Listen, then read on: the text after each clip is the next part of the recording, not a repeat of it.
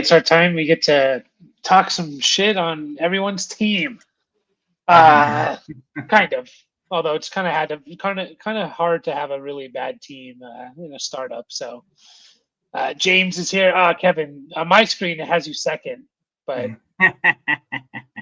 close. Rip Lips is here. Nice try, Kevin. Yeah, James got you guys can. I think you can leave messages before we actually start the stream. Just a heads up, if you want to actually be first, you can hop in. Usually, I set it up in the mornings, so you can hop in the morning and just say first if you really want. But I know Down with Fun was waiting for the stream. He's like, I'm gonna make him pick on air. Did he make a pick? Oh yeah, what's that? Did. Yeah, he just picked as soon as we started. That's the 201, I think. Let's see. 1, 2, 3, 4, 5, 6, 7, 8, 9, 10, 11, 12, 13. Yep. Okay. I just got to update everyone. But yeah, we're here. Just the two of us. No parental supervision whatsoever. So, and we're going to kind of go look at the draft and see how it's going. We got a slow draft going, so that's exciting. And then we're gonna maybe talk some trades. Yeah, go ahead. Should we do some like my favorite pick for this team, my least favorite kind of a thing? Yeah, we can, or just kind of look at each team and give our thoughts and stuff like that. So, I'm just typing that the next rookie pick. What the next rookie pick is? Padres been decent. Yeah, they're undefeated, 7-0. But unfortunately, of course, the Dodgers are the only other team that are undefeated. Yeah, I actually looked at those rankings because I don't watch baseball, obviously, like just when I'm around you and other friends. And I was like, oh, of course the Dodgers are 8-0 because they played another game. Like, yeah, got a one up, yeah. Yeah, they played earlier in the year in like Japan for a couple games, or Korea maybe. I heard it's like the fourth time in the history of baseball, which like baseball has been being played like since before planes and cars and shit. It's like the fourth time that two teams have started like 5-0 or 6-0. It's like, of course, like the Padres can't have their can't have the spotlight, when they're playing the Dodgers, and Giants are playing well. Yeah, the NL West is just crazy good. So, but yeah, we're kind of we're gonna recap our slow draft that's going on. If you guys have any questions, of course, leave it in the chat. We'll get to it. Maybe we'll get some trades. We'll kind of just, I prepared a couple trades to talk about just in case we need to fill a little bit of time. Before we get into the slow draft, I do want to kind of like set up, and we've talked about this. If you guys seen us do team reviews, we've talked about this idea of WARP, wins above replacement. If you there's a couple places to access it. The South Harmon guys, it's a paid tool. This one's a little bit more in depth than the one you find on Dynasty Daddy. Dynasty Daddy shows you like last year's stuff, and this one you can look at historical ranges and like over the last 5 or 6 seasons, whatever it is. And so yeah, to set this league up a little bit, so it's a half PPR, 0.1 per carry, super flex, 1.25 tight end premium. So it's very interesting because like you see the wide receiver line here, which is the blue line, and you see it kind of below all the other lines there. At least in the top 5 until it kind of you see eventually the orange and blue line cross over, the quarterbacks and wide receivers cross over, and then not until RB 30, wide receiver 30, do the running backs and wide receivers cross over. So like I've learned I really, really like this setting because the running backs are what are scoring points when compared to wide receivers, but like everything that still makes wide receivers more valued in Dynasty is still true as well. They're a safer investment. They're probably less likely to get hurt. They play for longer in general. Generally they play for longer. And people value them more. Like even in a league, maybe, 1, you have to know about WARP. 2, you have to believe in it. And even then, you still might be hesitant to like buy a running back for like who's trading David Montgomery for Terry McLaurin or maybe a better CD Lamb. But in this league, like David Montgomery last year was better than CD Lamb, but no one's doing that trade. So it really makes it hard when you're doing when you're drafting. So I think that's interesting. Obviously, the tight end is pretty valued here, even more so than our other league, and I do want to show that in our other league where because you're getting over 3 times the amount of points per reception, 1.75 to 0.5 for everyone else. So yeah, it's just really interesting. This is the 5-year. The 5-year is a little bit closer because last year obviously running backs were a lot better than wide receivers. But basically, it's like RB10 is equal to our wide receiver 5, essentially, is kind of what I was looking at. Yeah, they're essentially equal. So interesting, right? So just keep that in mind when you see some builds. Here. Yeah, less volatile on the market for sure. So it's really interesting, and it makes it hard to balance it. So. And real quick, I'll pull up. You can give your thoughts on that, but I do want to pull up our other league, and you'll kind of see a little bit of the difference. But yeah, thoughts on that? On how that's affected? It's all bullshit. I don't believe in any of that. So we actually play our first Dynasty league is a half PPR 0.1 per carry. It's 10 team, but still. And the team that comes to mind who's always good is Will's team. And he has good quarterback depth, which is obviously necessary in Superflex. But his wide receivers over the last few years have been Metcalf, Judy, who's been good for 10 games over the last few years.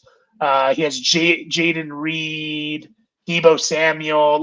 He doesn't have any elite players, but he has Derrick Henry, he has Josh Jacobs, David Montgomery, J.K. Dobbins last year. So I don't know what the hell was that.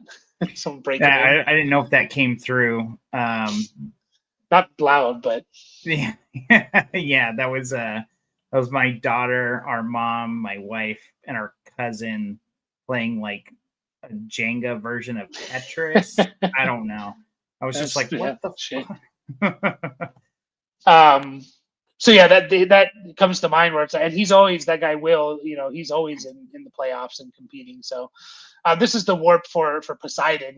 There's no point per carry. It's a PPR 1.25 tight end premium. But even though tight ends are technically getting more per reception, they actually aren't as valuable because they're only getting slightly over double the amount, or I guess 125%.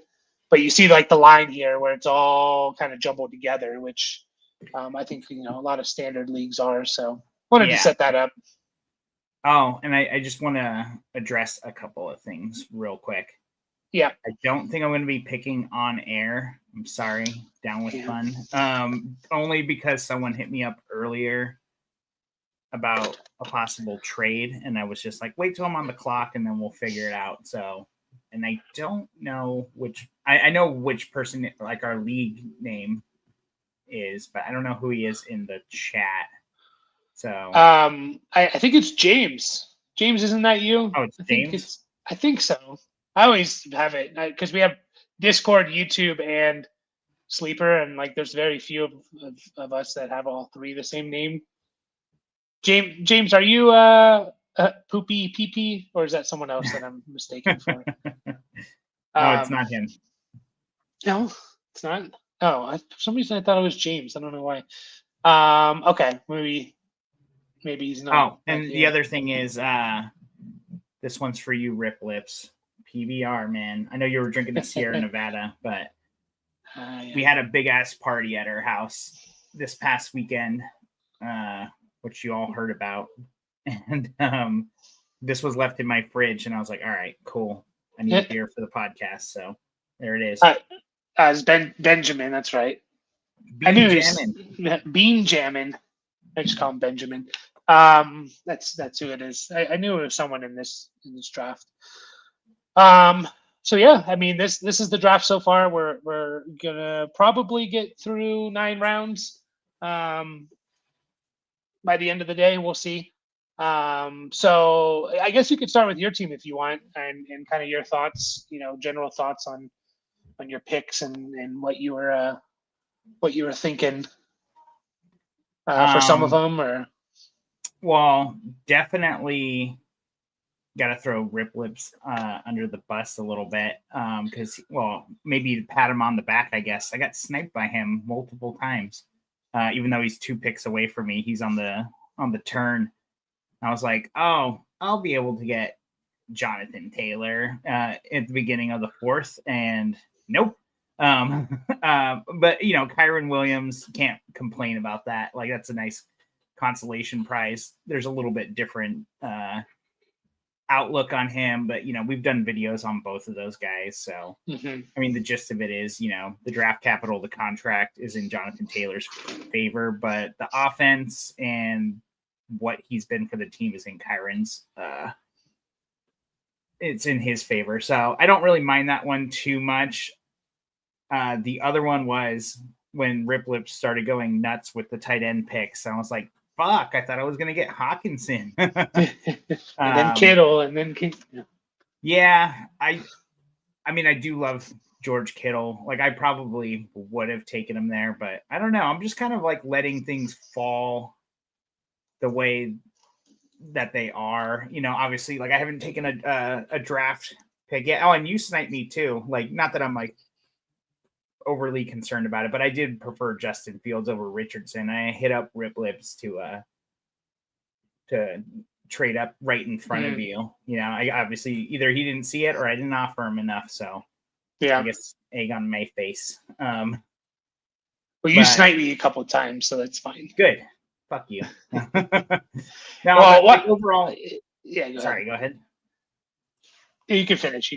I was just gonna say, like, obviously, like, my team, I've gone a little wide receiver heavy because I'm kind of happy with the guys I've seen, and I wasn't exactly sure what the identity of my team is as of yet, but I mean, it's probably not too far off from if you go back to some of our startup drafts. Like, we all got our guys, and obviously sometimes when you look back at the production, it doesn't always match like what you think of these players.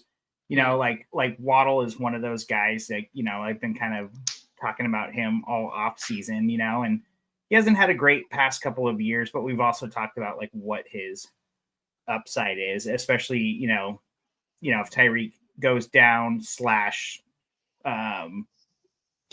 isn't on the team, which I think he will be, but I don't know. I'm just kind of like flying by the seat of my pants, half hungover for the entire week. No,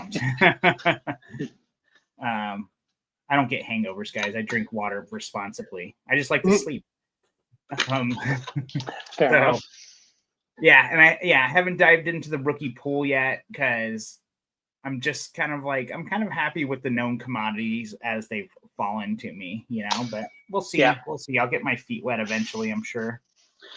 Yeah, for sure. A couple questions. Your decision to take Burrow over Lamar or Hurts, was that because it's 6 point for passing touchdown and 20 passing yards as a point, or do you just like Burrow more than those guys? That's definitely a huge part of it. I wanted to do something a little different. I think but right before we got our draft order, we did a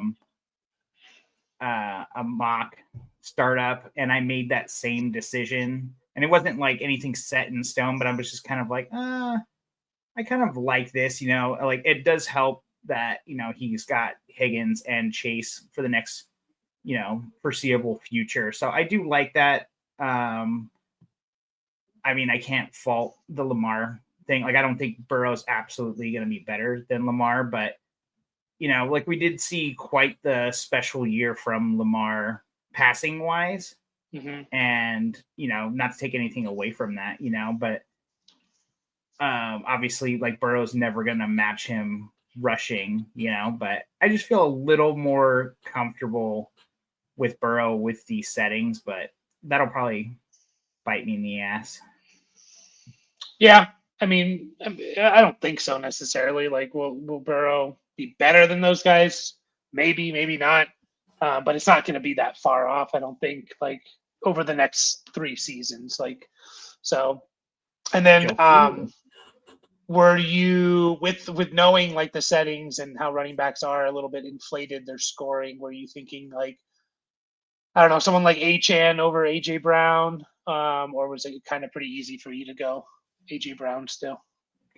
I mean, I don't know. Just AJ Brown, he's just such a special player, you know. And I get that the receivers are depressed value wise, but I just think that not that Achan or even Taylor aren't, but I mean, just 140 plus target pace basically, like for the last 3 years. Not quite that last year, I know the Eagles went a lot more run heavy than they did, but he was still, in 13 games, still getting 100 targets. Like we know, in like over 1,000 yards too. Like I just think he's just too special to let fall.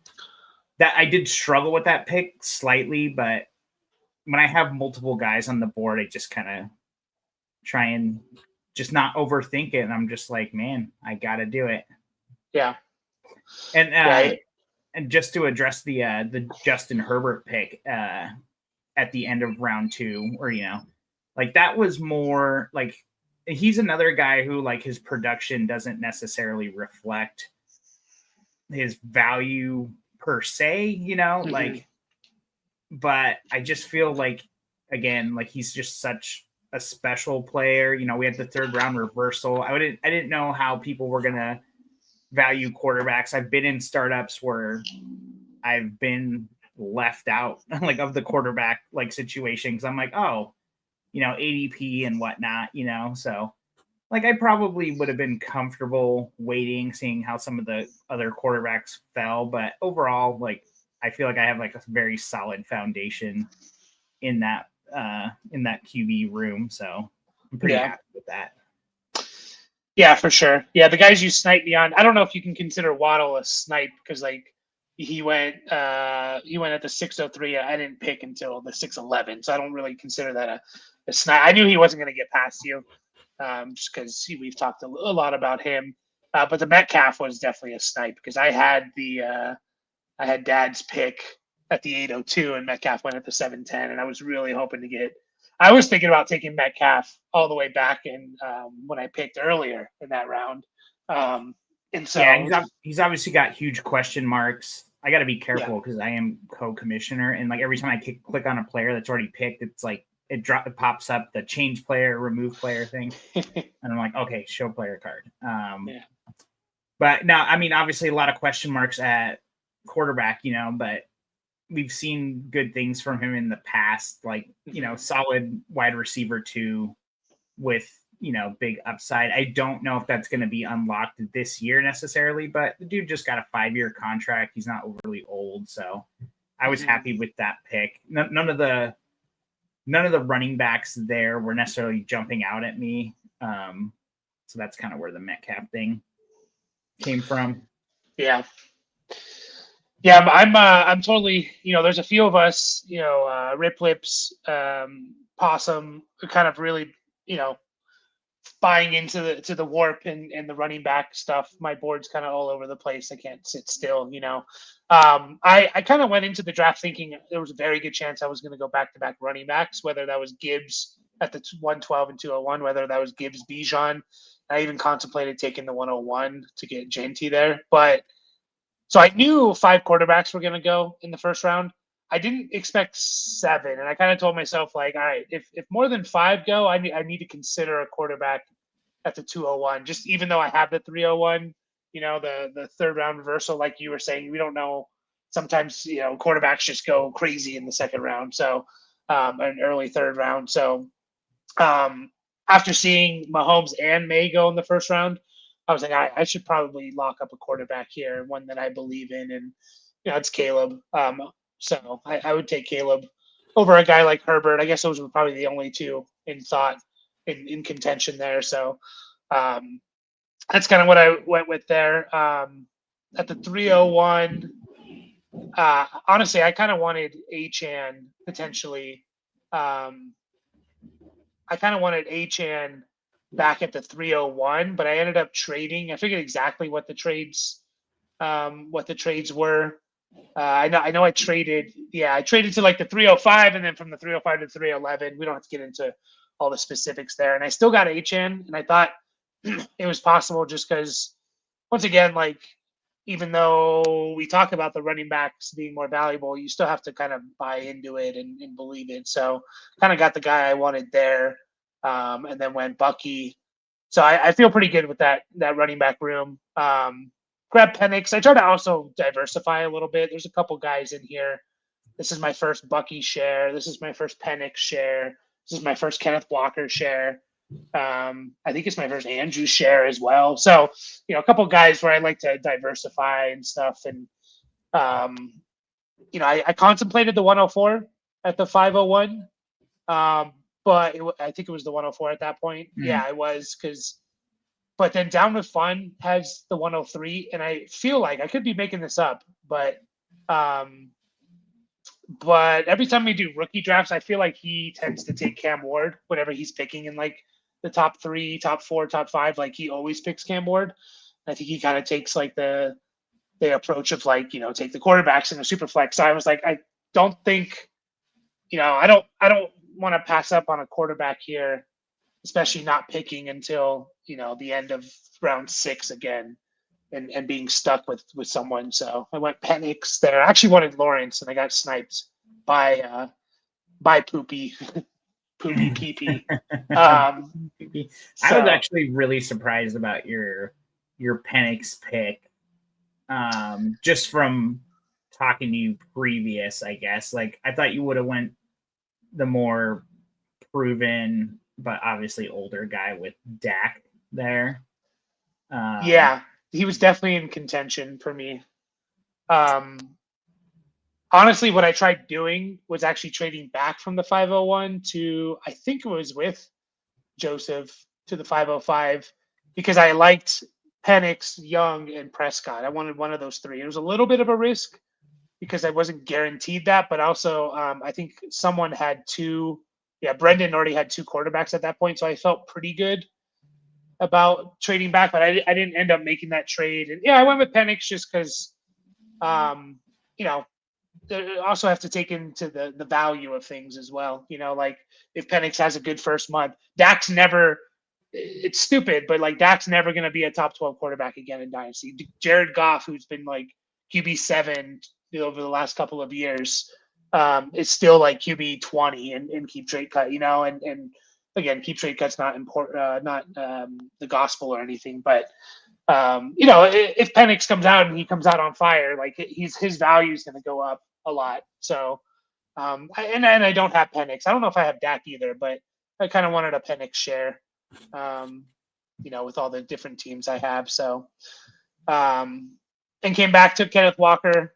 Man, he's like, I made a video, 2 videos. I haven't released one of them, but I made one of them of like players who I can see kind of like doubling in value or skyrocketing in value, and then players that I can see kind of like plummeting in value. And Kenneth Walker's on both those videos, because it's like, yeah, I could literally see.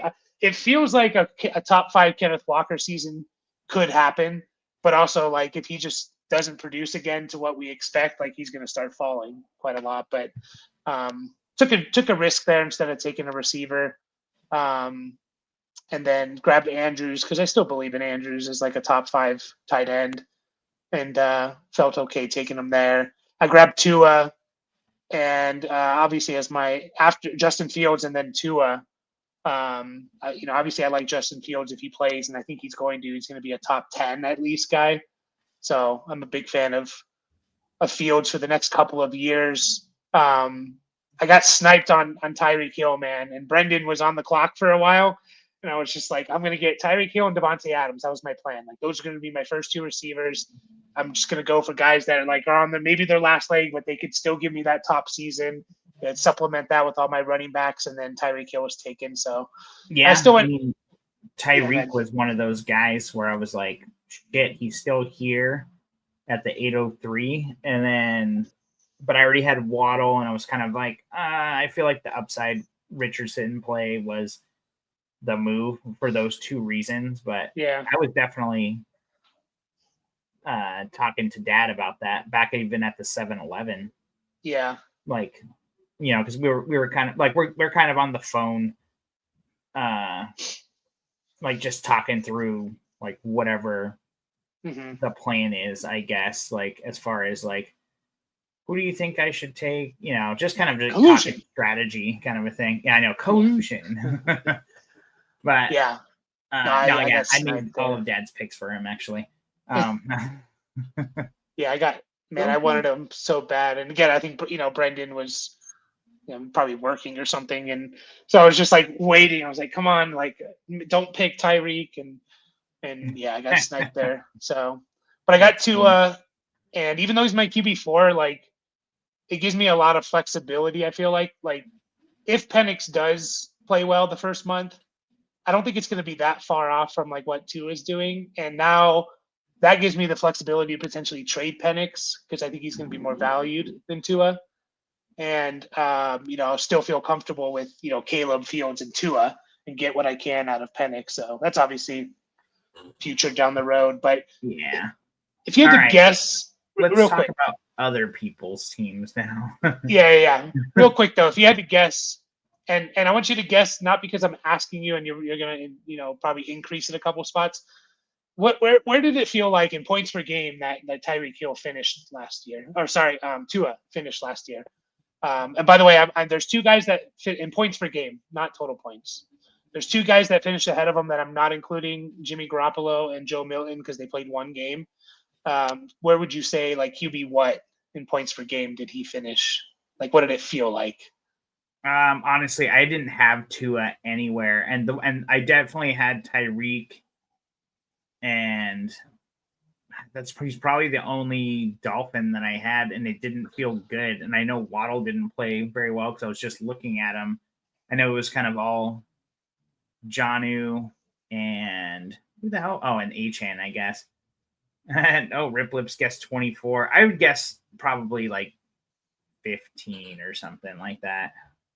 He was, if you take out those two guys, he was QB 13 in points per game. Oh. Which I was shocked by when I saw that today. So he averaged 17.1 points per game, which, again, you take out Joe Milton and Garoppolo, who played in one game and they scored like 20 points. He would have been QB 13 ahead of Justin Herbert, Geno Smith, Jordan Love, guys like that. So I was a little bit surprised there, honestly, and that includes a couple, at least one game, right, where he left early. Maybe it was multiple games, but didn't feel like it. He had a good stretch there. Like it was a kind of like 4 weeks for him where he had 4 straight weeks of 23 plus points. So yeah, but yeah, I was a little surprised with that. I feel like I'm starting to look like a ghost because the sun's going down and shit. Yeah, if you need to pop on a light, you can. Cooper Kupp versus picks and PPR Superflex. What kind of picks there, Vic? Let us know. What kind of picks? Well, let's see. Where did Tyreek fall in terms of picks? Because Tyreek there's only been one pick since him, so the 112 basically before Tyreek. 201. Oh no, yeah, 112. Between the 112 and the 201. But he was talking about Cooper Kupp. Oh, sorry. Yeah. So we haven't had Cooper Kupp go yet. Oh, he's not taken yet. No, he's not taken yet. But yeah, we can get to other people's teams. Well, I guess we can start with the people that I know for sure are in here. Benjamin. What, are we just not going to answer him, or? Well, I told him to let me know like what picks, I guess. Like what is he contemplating there? Like if you told me like a first round pick, I would take a first round pick. But if you're talking, I have him in my tier between the 202 and the 203, basically. So early right second. Now, right now in the draft, basically. Yeah, we're at basically. The 202. Yeah, right in there. And that's more. I make that. I don't know if I mentioned this to you, but I put those into like this is what I would want from him, like to get in if I had them. Like if someone wanted Cooper Kupp, I wouldn't feel comfortable giving him up for less than that. Not necessarily what I would pay for him, if that makes sense, Yeah, I mean, So, he's one of those guys where he just could just be special again this year. He's never going to be like what he was when he won the Triple Crown a couple years ago, but you don't necessarily need that. I don't know. yeah. He's definitely just like a lot of guys. Like he definitely belongs on a contender team, So Yeah, absolutely. Yeah, so let's get to a couple of people that we know right here. I guess we can go kind of in order here. And Benjamin James's team, I think we've made a couple trades together. Can't remember. I know we've been talking at the very least. So he went Bijan, McBride, Bo Nix, James Cook, Bryce Young, Terry McLaurin, Xavier Worthy, and then Jerry Judy Tucker Craft. And I know he mentioned earlier about him trading up from McLaurin and what we think about that and all of that. So I liked trading up from McLaurin. I think McLaurin's going to be good. Like he was really damn good, especially if you take out those first, I think it was 2 weeks. Again, you can take out everyone's bad games, but like when him and Jaden Daniels seemed to click, dude was like wide receiver 7 from that point on. So didn't he overall finish thoughts? As wide receiver 7 or no? He might have. Let me see. But yeah, overall thoughts here on him. He did wide receiver 6. So wide receiver 15 points per game. Look up the trade again, or Mr. Bean. Go ahead and throw it in down here. I remember seeing it when it happened, and I was like, "Oh, okay." Like I like that. Like I definitely didn't mind it. Like, I mean, I even said in the chat, I think like obviously like McLaurin, and I think we made a video about him too, and we kind of discussed this. Like he kind of had like he's always been like a solid wide receiver 2-ish, like that's the kind of guy he's always felt. And it always felt like, why isn't he better? Like why isn't he better? Like why isn't he finishing better kind of a thing? And just look at all the piece of shit quarterbacks he's played with over the years. Sorry, Sam Howell. But no, I mean, he's played with a lot of bad quarterback play, and obviously, Jaden's a huge upgrade. So there's no reason not to think like, oh, that can't continue, but he's never been a huge catch guy. Obviously it's only half PPR, so that matters less, but this has kind of been his career, 80 catches, 1,100 yards. And it was the touchdowns were the big thing that was different, and that can definitely continue, I don't think it can't. So I didn't mind it. Like, I feel like McLaurin's finally getting the respect he deserves. I think it's kind of interesting where he finished, where he was picked relative to picks. It was it was him, and then the 106 went right after him. Is that right? Is that late? Or that? I mean, I'm looking at. I don't know. It's kind of it might be the 7. I don't know. You count them, but I don't know. I think it's definitely interesting to kind of like think about it in that context, where it's like, okay, I would want like, and that was kind of the thinking when I took Waddle, where it's like, okay, like, would I rather have Waddle or the 5 or 6 or something like that? I guess it would have been the 5 if I was right about McLaurin being the 106. And it was kind of like, I think I'll just take the known asset. I know it seems like, would I actually trade the 105 for Waddle? I don't know. But I think that it's kind of interesting in the case of McLaurin because, I think most teams like who have been playing, like more established teams would be like, oh yeah, I would definitely take that pick for him because they've been waiting on him kind of a thing. But I really think that realistically, like that's not a bad move, like not saying that I would pay that necessarily or anything. So yeah, so pull the trade back up.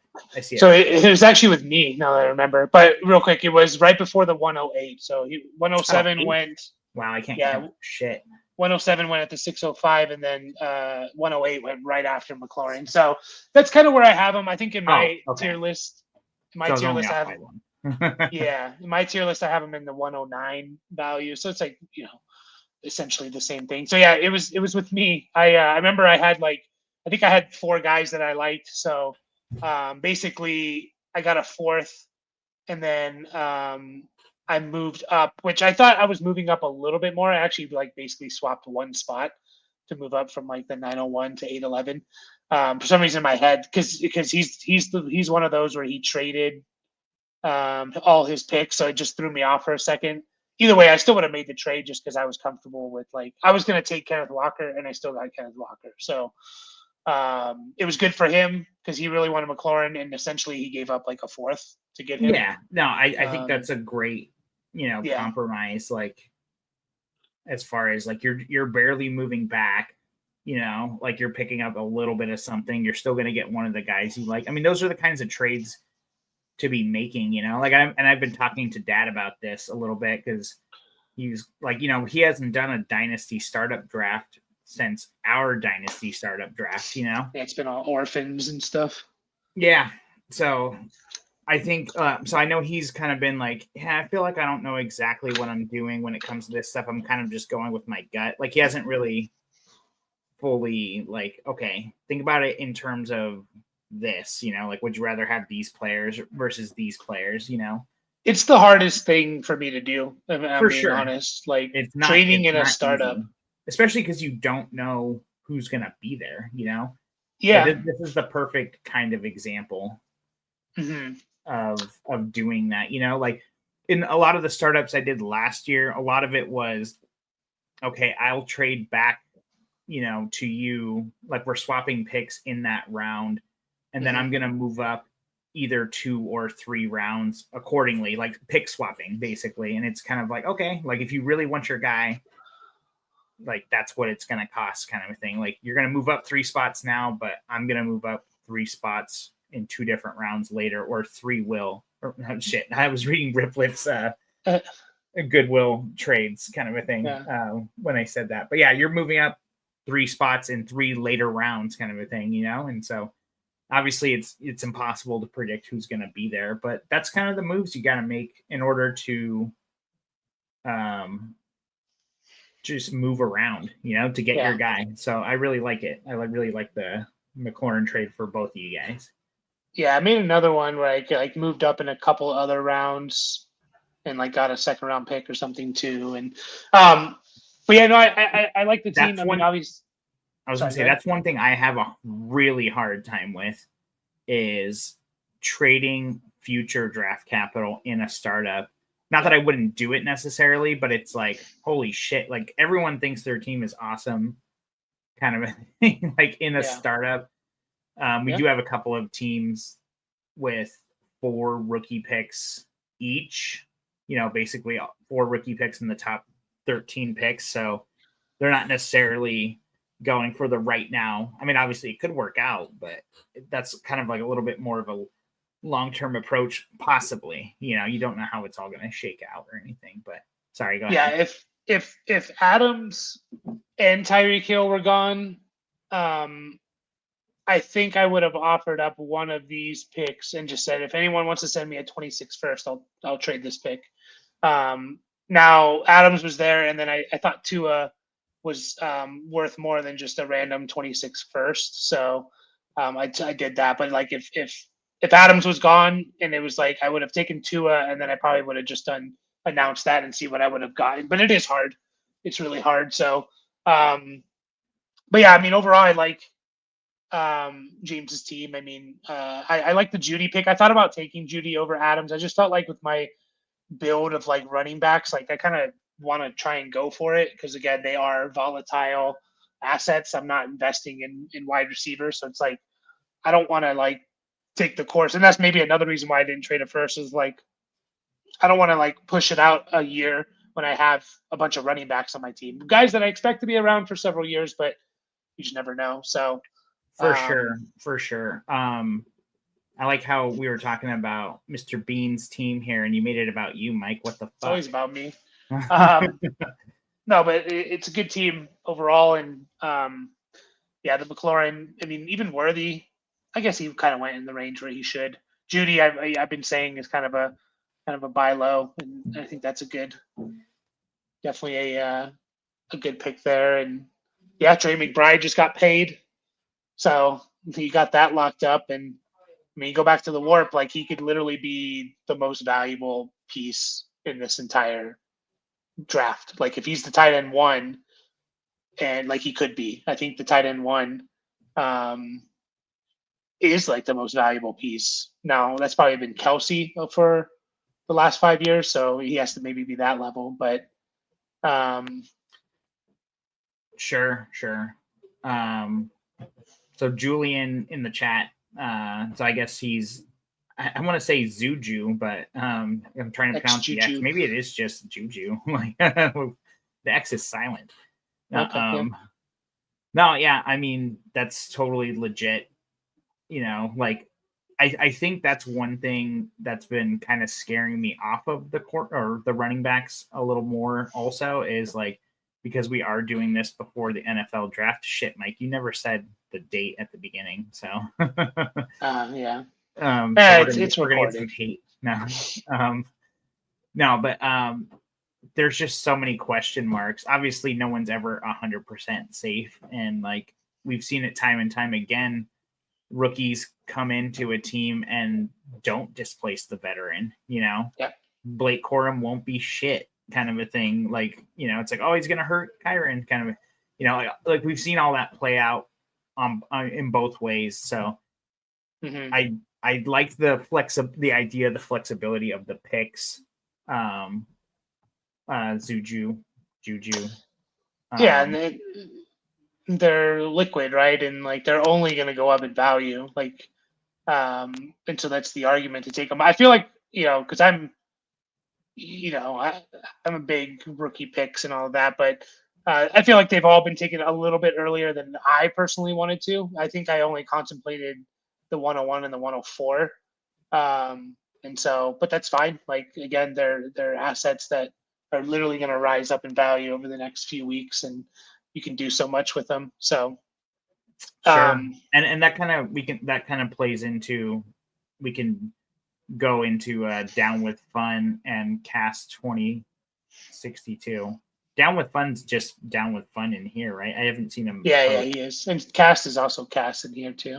Okay. I was going to get into Rip Lips just because I know he's here. Okay. I thought we were trying to transition here, but yeah, we can talk about fuck those other guys. They're not here. No, I'm just trying to get to the guys that I know that are here. Sure. Well, now that we know that he's Pacific PST, like we don't have to worry about him going to bed or anything. I don't know. Maybe he goes to bed early. You never know. I don't know. Sorry if I outed you, Rip Lips. Frito Lay's work some hard, By the way, are you gonna make that trade or what? I don't know. I didn't see. There is no trade on the board. I don't know unless he sent it. Oh shit, he did send it. All right, you check that out. So yeah, Rip Lips team. He went Daniels, the 102, Jonathan Taylor, Brock Purdy, and then 4 straight tight ends. And he's taken the approach of like, look, it's the wide receivers are devalued in terms of their production, and I'm going to take the production pieces. So I don't hate it. I mean, I assume he's going to take Omarion Hampton at the 102, but again, that could change depending on where Hampton goes. I assume he's going to take a running back at the 102 there. Holy shit, he does go to bed early then. Rip Lips just said he starts at 2 a.m. People need their chips, man, so I get it. Yeah.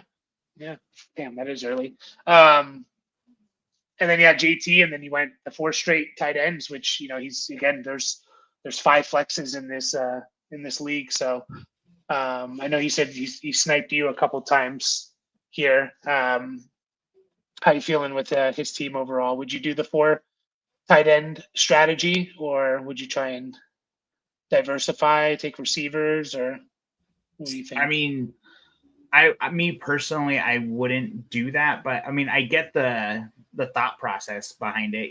Like I think a lot of these guys that we're doing this with, we are, we're all like. I mean, these guys are listening to Dynasty content in April. I mean, obviously, shit's ramping up now, but these guys have been with us for a while, so they're pretty tuned in, and they know, like, they know the value of, tight ends and tight end premium, like the quarterbacks in super flex, that kind of thing. Mm-hmm. And getting these guys, it can be really tough, so me personally, I wouldn't have gone that full direction. I mean, I like the first two, the back-to-back, the Hawkinson and the Kittle, more than the Kincaid and Jonnu. But hey, man, do you? I like it. I like the. I really like the Jonathan Taylor pick, and I like the big balls 102 pick on the turn at the end of the second round. Like he's basically like, I got Jaden Daniels and fuck all of you guys. Yeah. Yeah, for sure. I mean, and I'm just kind of looking at it like with the warp and stuff, and it's like, I mean, Brock Bowers was the third most valuable piece in this league last year. Trey McBride was not too far behind him. I think fourth, or tied for fourth. George Kittle was like in the top 6, 7 of all players. I know he doesn't have McBride and Bowers, and he does have Kittle, but I'm talking about like all these guys. Like Jonnu Smith last year. I think he was tight end 4 according to Warp here. Tight end 5. He was just as valuable as Amon-Ra St. Brown, wide receiver 3. So like, yeah, that's it. It's not like in his mind, it's like I'm potentially getting wide receiver 3 in round 8.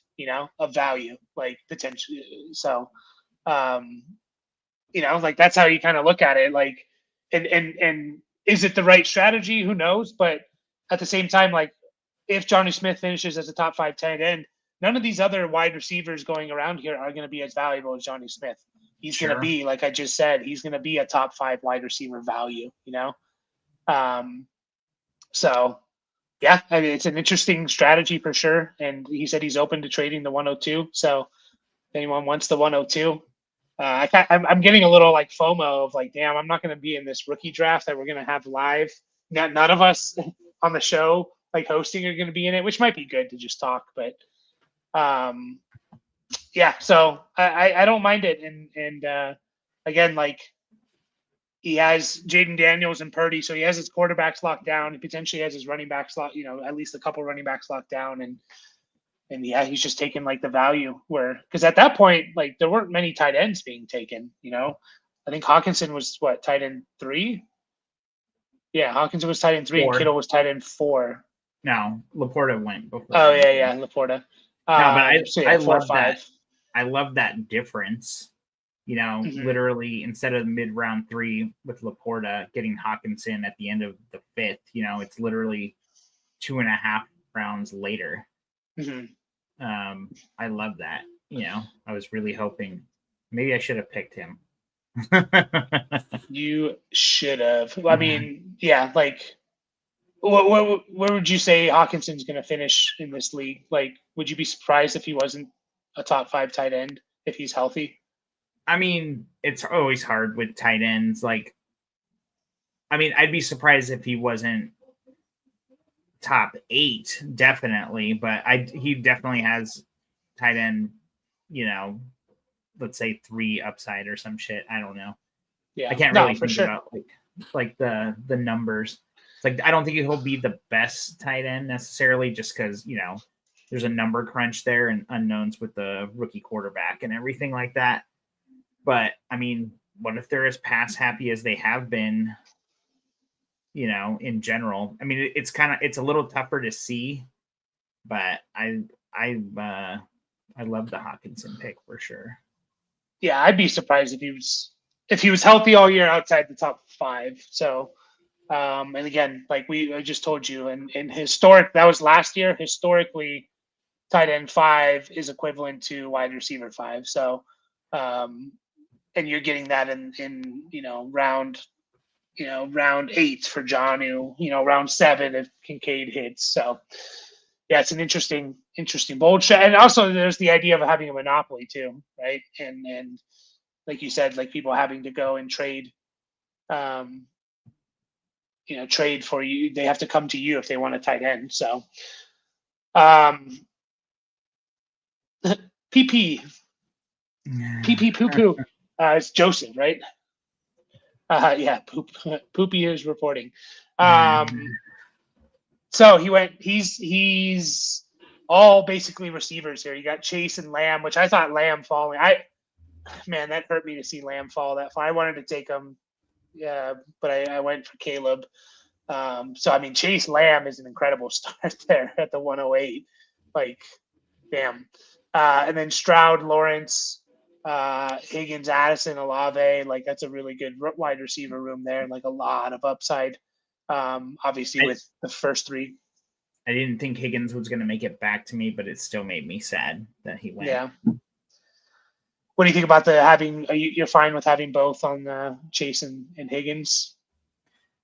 Yeah, I mean, I think they're definitely they're one of the few wide receiver combo on the same team. Like, I'd be comfortable starting every week, and you're almost guaranteed a good game. Like, probably, 80% plus of the time, one of those guys is going to go off. I know we kind of looked at this before, and like the whole idea of like, well, when do they actually, like, what do they combine for, like, on a given week? Mm-hmm. And it doesn't necessarily play out, but your gut wants you to kind of believe it, and we just know what their upside is. And it's almost like a handcuff situation at the same time too, because either one of them go down, like, the other one's going to be even better, and they're both obvious starters, like, in such a deep format. So I mean, they're obvious starters in the shallow format. So yeah, for sure. Yeah, then Olave, Addison. I mean, I still think Olave has upside, for sure. Shakir, Mike Evans. I thought Shakir went maybe a little early, but he's going to be in this type of league. Sometimes it's nice to get like, all right, I know what this guy's going to give me, and I have to start 12 guys, and this guy's going to give me just solid production. And there's definitely value in that, so and Mike Evans, I mean, that goes right along with kind of the Adams, Tyreek Hill, type of beat there. So only one running back, which, it is Derrick Henry, which could be the best running back. So, which could be the best. And if it is the best running back, it could be, the most valuable player in this format. So, it's nice that's your one running back. I know you're going to get more. And that's another thing, like, running backs are easier to find too. So, like, that's another reason to go for wide receivers. It's much harder to get a top tier receiver than it is, it's much harder to find productive receivers, I should say, later on than it is running back. So, he sniped me on Lawrence. I did want to, I don't think I have a Lawrence share either. So I did want Lawrence. I'll trade him to you in our other dynasty. Yeah. So, I mean, overall, it's good. Again, like, I get the investing in the wide receiver in strategy. So I will be interested to see, like, who are the teams that are doing really well in this league? Is it truly going to be the running back teams, or, are you going to have, some of these wide receiver heavy teams for sure. So, and we've made a lot of trades. We've been talking a lot because we're picking near each other. So we're doing a lot of, like, swaps and stuff. As you can see, he has three of my picks there. So it's been fun. Talking and, doing these little move backs, move ups and pieces here. So, and you have a trade with him, right? That you're eventually you're gonna take. Yeah, I don't think he was on when I mentioned that, like, because I'm on the clock now. Mm-hmm. But I do see the trade came through, so I will not disclose anything. But I might be a little distracted for a second. Okay. Yeah. Any other thoughts with this team? No. I mean, I think it's good. Yeah. Henry, man, the guy's just never gonna, like, die, right? He's just gonna keep going. Well, I He's hope just gonna not. keep. Well, no, not die, not literally die. But, no, I know what you mean. Yeah. You just mortgaged 2026. Yeah, you traded your 2026 first That's right. He did trade his 2026 first for Addison? Yeah, it was for Addison.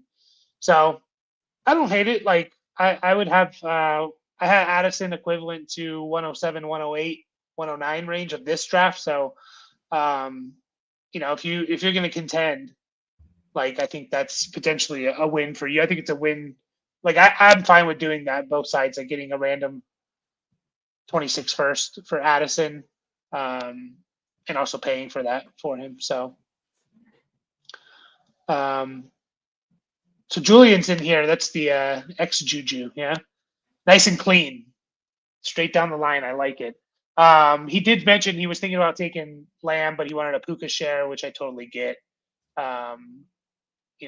Like diversify a little bit, right?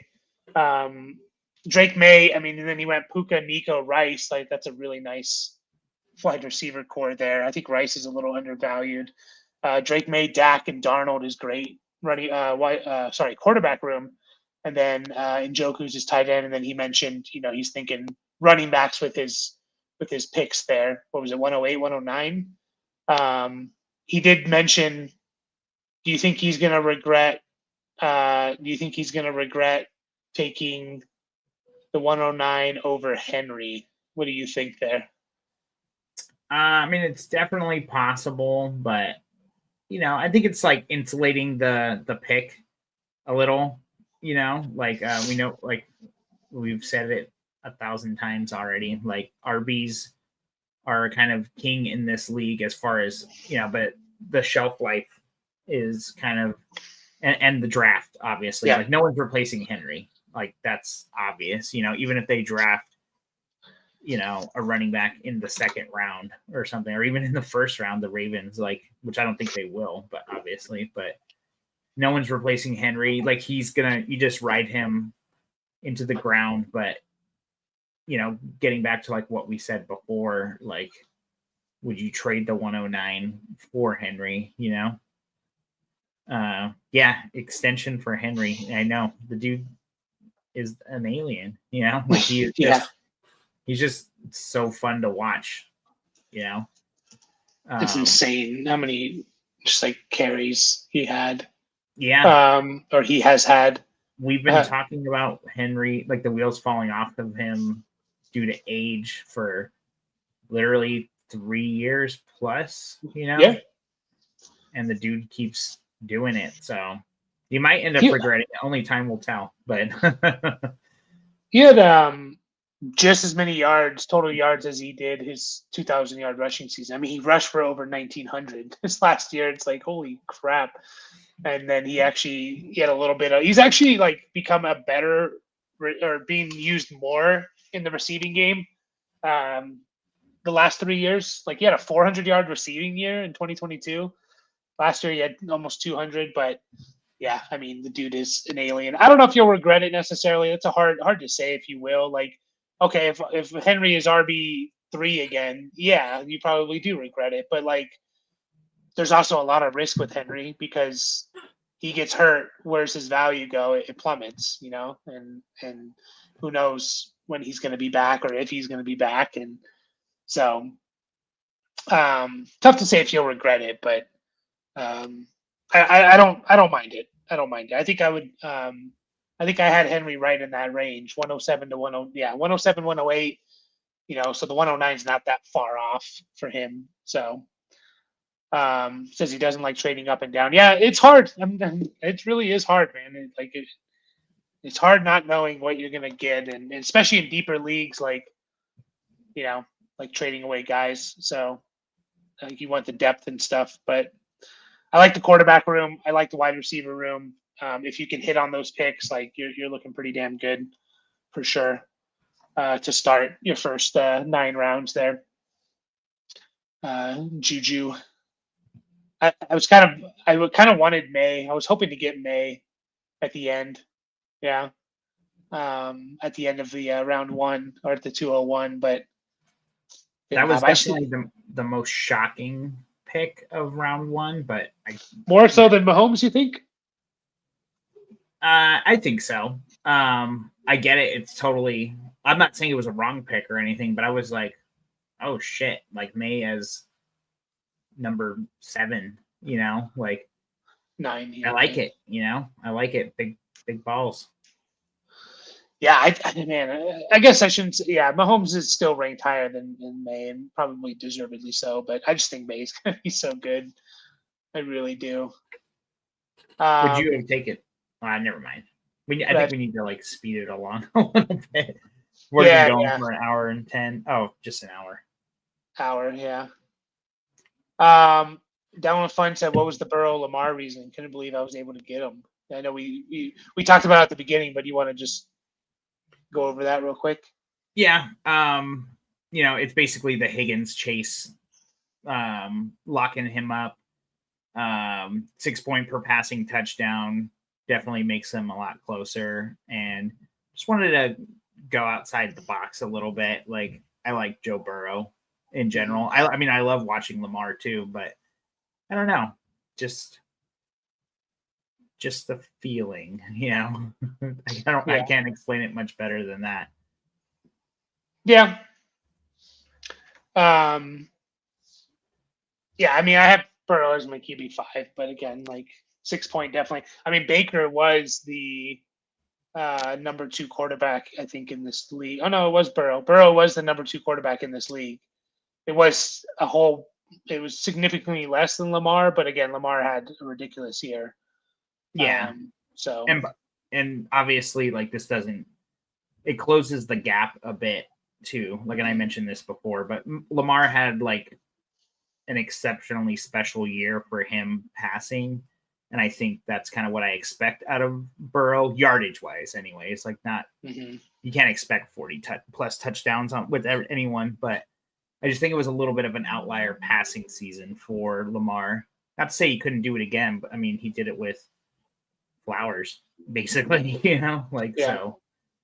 And now he's got Hopkins, so it can definitely be reproduced. But hey, Andrews led the all tight ends and touchdowns. Don't forget that. Down with Fun is pick heavy. We got 2 guys, Cass and Down with Fun. They're going to be dominating the rookie draft. So he has good wide receiver core there with Lamar. I assume he's going to get some running backs with these rookie picks. And I assume I was Down with Fun. You weren't here. I was going to take the 104 all the way back here at the 501, and but I felt like you always take Cam Ward in our rookie drafts, and I feel like you were going to take Cam Ward at the 103. So it's the reason why I didn't take the 104 is because I was like, I think Down with Fun's going to take Cam Ward at 103. Again, we don't know, so he could go at the 102, right? But I just felt like he wasn't going to get past you. So, yeah, I mean, it's hard to know and talk about a team that has 4, rookie picks in the top, 12, 13 picks, but I like it. I like the idea of it because, again, they're all liquid, and I guarantee you people are going to get, antsy and like, man, I want to be in on this draft, like including myself having some FOMO. Like, I want to get in on this draft, and you're looking at 2 guys that have 4 picks, they're going to be the guys to go to for sure if you want to get in. So, yeah, no, it's good team. My only issue, maybe, like I would have loved if you could have gotten. I don't know if you would have taken him down with Fun, Waddle over Zay Flowers. I would have that would have been awesome for you. I'm just not a huge Zay Flowers guy for fantasy, but he's got the stack. Yeah, I know he has the stack. I think it was like that's kind of where Flowers should be going, but just not super optimistic. Yeah, about the production. Flowers could be one of those guys where when he gets to a different team, he could be the dude. But I mean, not that he's the wide receiver 1 on like such a run heavy offense. Like obviously like a great player, but and you can't take away from what he's done already. I just don't know if the touchdowns are going to be there, like between Andrews and Henry. Just eating him up, but it could work. Yeah, for sure. Yeah, I get it. Not wanting to take vet running backs, and it's it's definitely risky, and Waddle over Flowers is probably smart. Well, he went right before your I actually before your pick, so took him right before you, so it wasn't even an option necessarily. Yeah, and again, I think that's kind of where Flowers should be going. I'm just a little bit worried. Like, what would we say? Lamar threw 40 touchdowns, and Flowers had like 4. So, but yeah, I think that's everyone that's here. We can kind of like quickly touch on things. We don't have to spend too much time. I think Dad's team. I mean, you got Barkley and McCaffrey with Allen and Murray. Like, those could be. Shit about Dad's team real quick. No. I mean, those 4 players. Allen, Barkley, and McCaffrey could be like 1, 2, and 3 in value in this team in this league very easily. So, plus Kyler, I still like some upside there. Devontae Smith. There's a little surprise he traded up for Garrett Wilson. I don't know. I didn't think he was a big Garrett Wilson guy, but not saying it was the wrong pick. I was just a little surprised that he did that. He just doesn't really come off as like a big Garrett Wilson guy. Yeah, no, I agree with that. So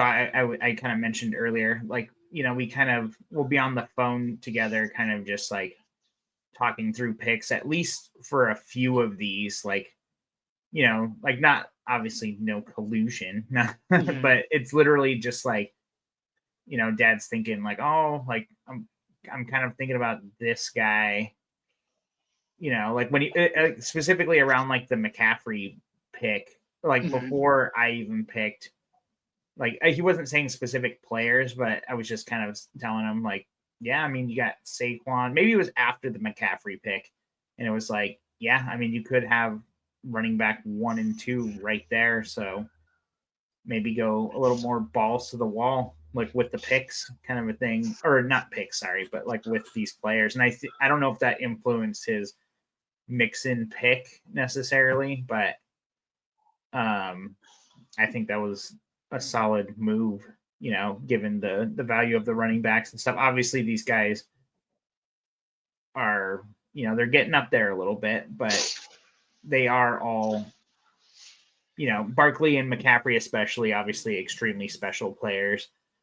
And Mixon, he just keeps getting it done, like respect to Mixon kind of a thing, and he's on an offense that should be better.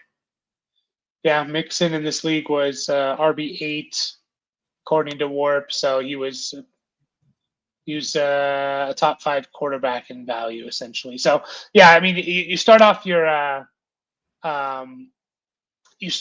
Allen and Barkley. You kind of have to go all in. Like you're not. Oh, let me play for 2026 with those 2 guys, your first 2 picks. So and I think they're. Obviously Allen is the right pick there in my opinion, and I think Barkley's going. That's where he should probably go, especially in this league where he could be the most valuable player. So, like, yeah, you kind of have to take McCaffrey, Mixon, guys like that. So, no, I think it's good there. We'll kind of be quick on these. Cass, he's kind of like down with fun. He has an incredible wide receiver room has incredible potential there. And we'll get to Joseph's question here in just a second. And then the picks, so it's really going to come down to those picks. We can't really get too much into it. No, I think just overall, similar with Down with Fun and Cass, like they have similar builds, like with lots of, they basically between the 2 of them have, 2/3 of the first round. Like I think Down with Fun's last pick is the 201 is what we said, but nice young receivers with, huge upside / established production, with a solid, rushing quarterback and lots of flexibility, like, yeah, I like that build, like it's fun to see all these different ways. We're kind of trying to all do the same thing, but in different ways. Yeah. Yeah. We like talking out the process and stuff, and just like, this is what we do. This is what we think. And yeah, it's what makes fantasy dynasty fun, and that there's no one answer, like we're right. It's our way. And everyone Like it's just anything can really happen, which is again what makes it a lot of fun. And then we have this is Bo Soxer's team here, and I think that then Brendan. So yeah, he starts off with Bowers and BTJ, which is great, and then follows it up with May and Goff. So just a lot of production with those first 4 picks. Mayfield. Yeah, sorry, Mayfield and Goff. I like the Odunze pick. I still think Odunze can turn into an elite player. Chase Brown, ETN should be productive, and then you get some upside with guys like Ricky Pearsall. Yeah, the Pearsall and the Odunze picks probably, like, I was leaning towards those guys like 3 picks later. Like those were going to be the guys that I was kind of like, all right, like I like where this is going. Inject some youth and just kind of extend the life of the team, possibly. Love the upside. Love the picks. Yeah. I was wondering where Bowers is going to go, and I think that's kind of right where he should go. So, Possum, he's friends with Rip Lips, and he has definitely taken the running backs are valuable here because he has Brees Hall, Jacobs, Hubbard, and Montgomery. That's an insane running with Genty, by the way. That's a pretty insane running back room. Maybe Genty. No. Yeah, I wouldn't be surprised if he's in content if everything goes as planned. With Mahomes, Geno. To get Geno as your QB2 that late is fine. You pair him with Mahomes, Laporta, like he's definitely going to be in contention. I think if guys stay healthy, because that running back room is just like insane. It's like really insane. I mean, especially in a 0.1 per carry, you got some workhorses and Jacobs, Montgomery, Brees, and Hubbard are guys that are going to get a lot of carries every game. I think Hubbard is at least. I like that team a lot. Sorry, any thoughts on it? Typing. No, that's fine. Any thoughts on it? No wide receiver yet. No, I mean, I think you talked it through pretty well. Like the, RBs, there it is. Yeah, no wide receivers yet, but you only got to start 2. Like all of these guys are startable. His Evan Ingram pick was an auto pick, I think, wasn't it? He might have done it where, because you can set up your queue and then auto pick. Okay, I just saw in the chat that happened. I didn't think we were on the clock that long, but I was so busy at work today, so I have no idea if it actually ran he didn't 8 time hours. Out, so I think he clicked the queue auto pick, and that's who he got. So all right, fair enough. Yeah, that he could easily win the entire league if these guys stay healthy. Yeah, just got to get some pass catchers there. Yeah. And then Brendan. Or not. I'll trade you some. Brendan has Jefferson, Neighbors, JMO, Tyreek Hill, and Josh Downs with Jordan Love, McCarthy. I'm not sure what that. I think that picks the 10. Yeah, that's the 104, I believe. 104, and he has a 26 first. So he's looking pretty good. He does have Tyreek Hill, which doesn't really fit the build, I don't think. Can he compete? Sure. But he has a lot of young guys. Jefferson, not really young anymore, but he's a long-term asset. Neighbors is a long-term asset. Obviously, trading your 26, trading for a 26 first. Kind of implies a little bit that maybe you're looking, I don't know, you're just getting value where you can, and I'm fine. You can still compete and make moves that kind of go against what we consider rebuilding versus competing. So, I like the McCarthy pick. I think I was going to take McCarthy.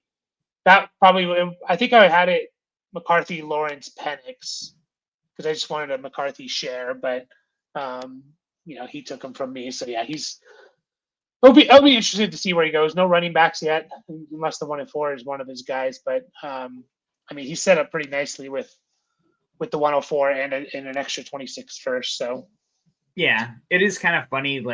These teams are kind of playing out where it's lots of receivers or lots of running backs. Obviously, we're only 9 picks in for most of the league. Pretty well balanced, and obviously Riplip's going off the deep end with the tight ends. No, we already talked about that, but no, it's kind of. I mean, there are a few balanced teams out there, but I think that's going to make the trade market very, very interesting when we're 8-10 weeks in. You know, like I think these teams are going to become like a little bit more balanced positionally. Once we get closer to that, like people have a better idea if they want to go all in or not, and what they need to what they really need. Like the team needs are a little more obvious positionally. Obviously, it's mostly flex players, so in theory, you're starting all of these guys that you have right now, but we know it never really plays out that way due to injury or people just sucking. Yeah.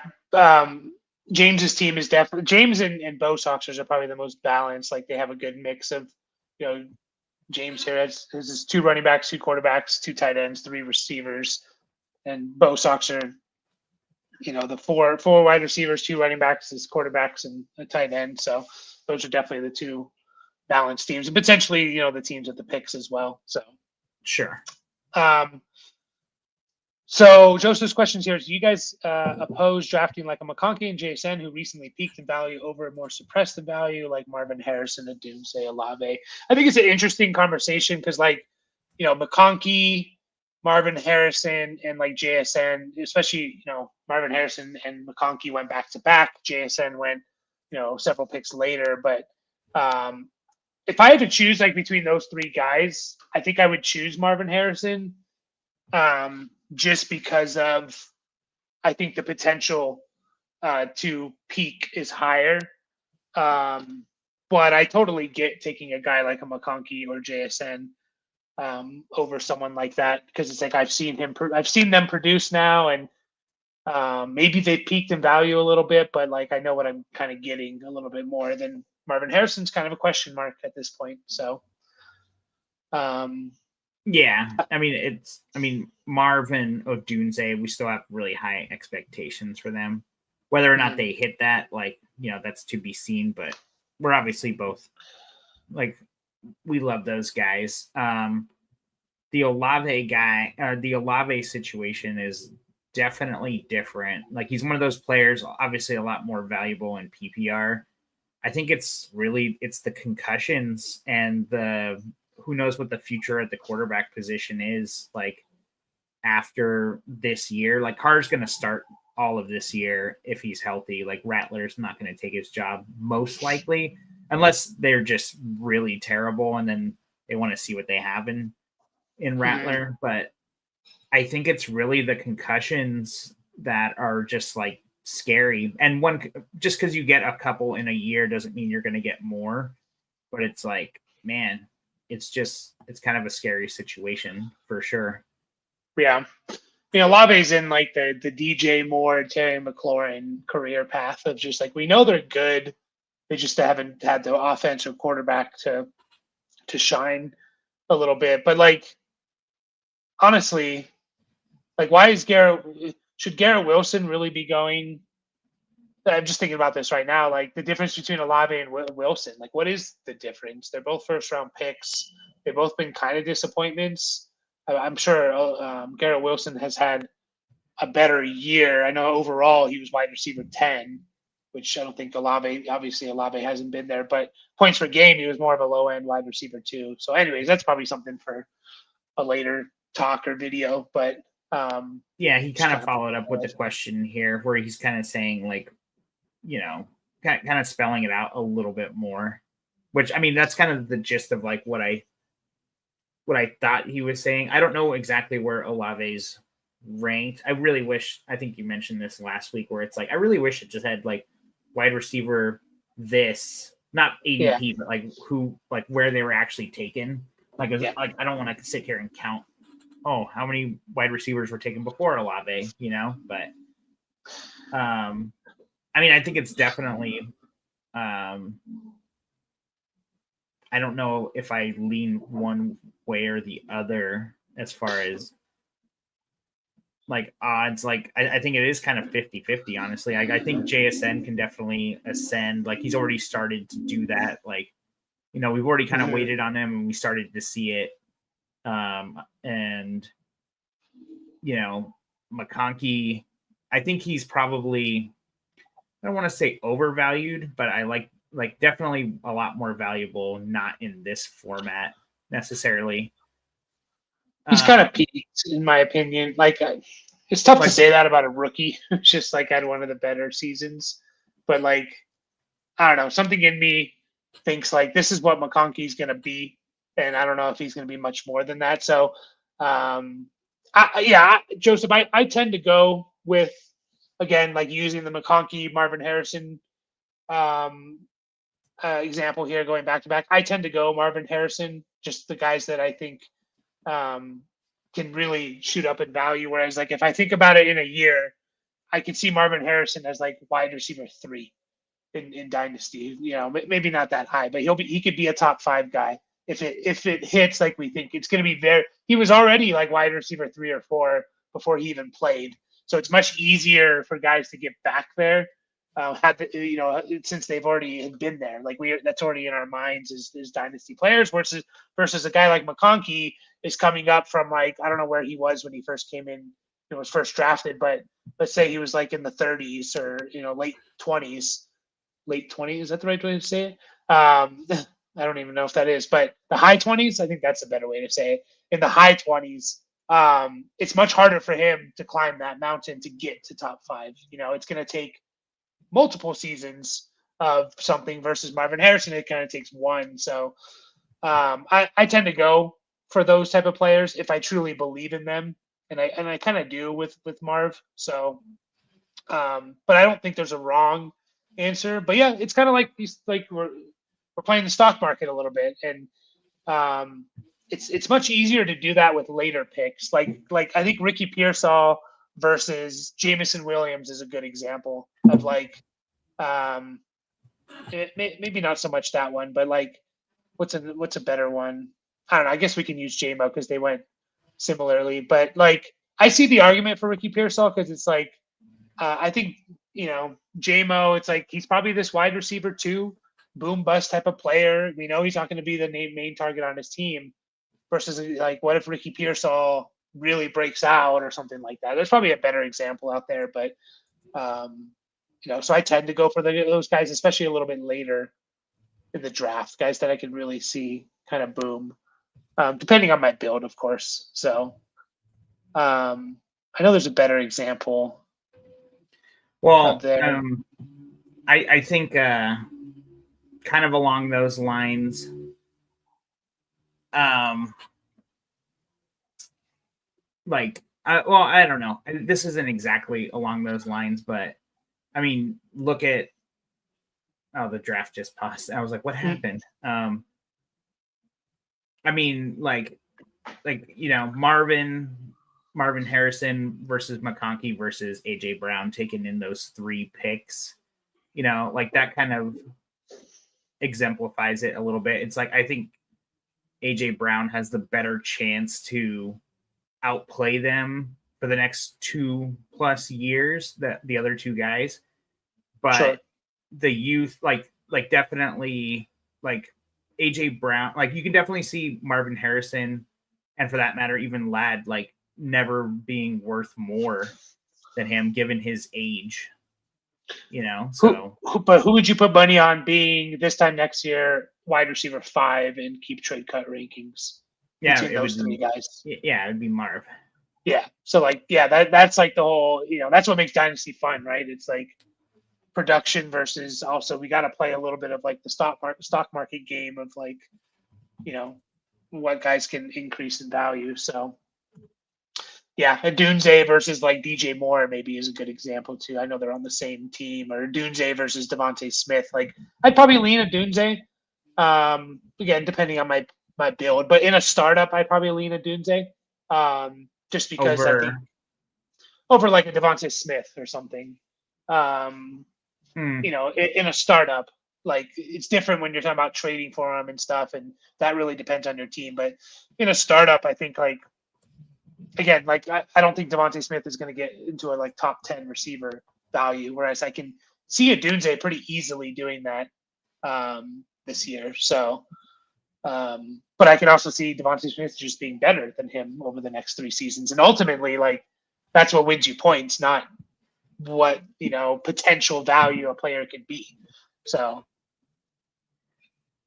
I don't know. It's interesting. It's interesting. But yeah, I don't think there's a right or wrong answer. I lean that way in a startup, but I'm not going to argue anyone that wants to take, a proven player like a McConkey over Marvin Harrison or something, So yeah, it's a difference of philosophy too, like, which I definitely have changed like over the years of playing Dynasty. Like I'm okay giving up, like I'm okay trading picks for proven talent, especially if I think obviously, especially if I think I have a chance. But I mean, like I traded my first this year for Tyreek in the middle of last year to our dad in our Dynasty league, where wide receivers are depressed, and that turned out to be the 107. It's only a 10-team league, so I swear I didn't do that shitty. I mean, I did. I didn't make the finals, so. But I mean, I traded my first in another league, for my first and my second for McLaurin and Darnell Mooney in a similar format of what we're playing now, at least depth wise. And I won that league partially because of those guys, like they definitely helped. So it's definitely like I kind of like have started leaning towards like, I'll figure out the draft when I get there, but I'm kind of okay trading picks, like, and I don't know, maybe it's because I suck at vetting players. Like I've been like very 50-50 on it, where I'm like, oh, this guy, and it's like, oh, never mind. Yeah.